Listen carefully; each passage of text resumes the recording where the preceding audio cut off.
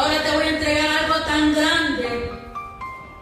Y sabes que aquí está tu padre. Yo me había enfrascado tanto de buscar un amor terrenal de un padre, que yo buscaba el amor en mi esposo, pensando que era el de mi padre. Y ahí me di cuenta que había perdido más de 25 años buscando un amor que de hace 2000 años me lo mostraron en la cruz.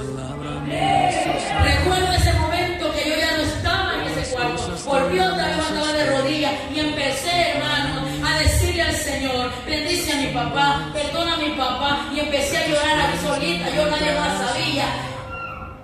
Y empecé a decirle: quiero ver a mi papá, quiero ver a mi papá con un llanto de una hija. En mi vida puedo a diario Perdonada.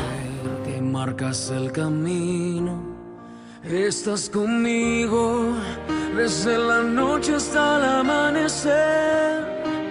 Cada momento he podido ver que tu favor me guía a cumplir lo que tú quieres para mí.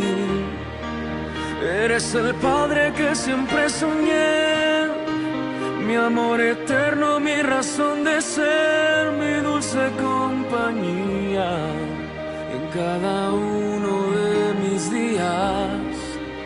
Eres el padre que siempre soñé.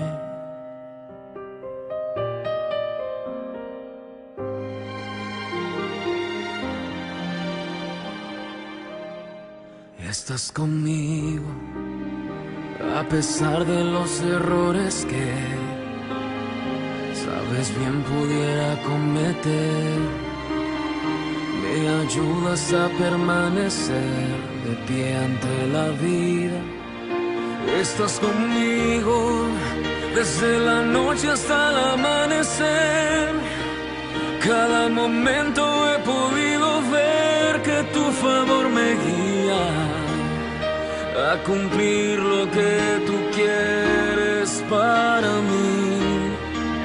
Eres el padre que siempre soñé, mi amor eterno, mi razón de ser, mi dulce compañía.